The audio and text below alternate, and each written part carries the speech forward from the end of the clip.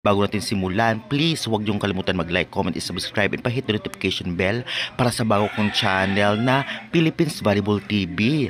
Isang subscribe lang at like, maraming salamat na at talagang i-bless kayo ni Lord at road to 1K subscribers tayo. Well, inaabangan pa rin ang laban na ito, lalong-lalo pa napakalakas ng mga kalaban ng Capital One.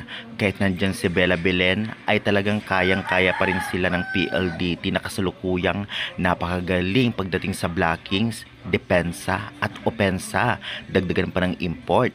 Nasabi man natin na si Belen ang nakadagdag sa Capital One para lumakas kahit sa debut niya nung opening day ay talaga nagpakitang gilas agad ito na kayang-kaya niyang tapatan ang mga Pro League teams o kaya makipagsabayan sa mga players na veterans. At hindi lang yan guys, syempre ngayon makikita natin ang lakas nila dahil makakagamit na din sila ng import. Dito malalaman natin kung very effective nga ba ang imports. Syempre unang laban, kita agad kung gaano kagaling ang kanilang imports at kaya makipagsabayan din sa malakas ng imports ng ibang team.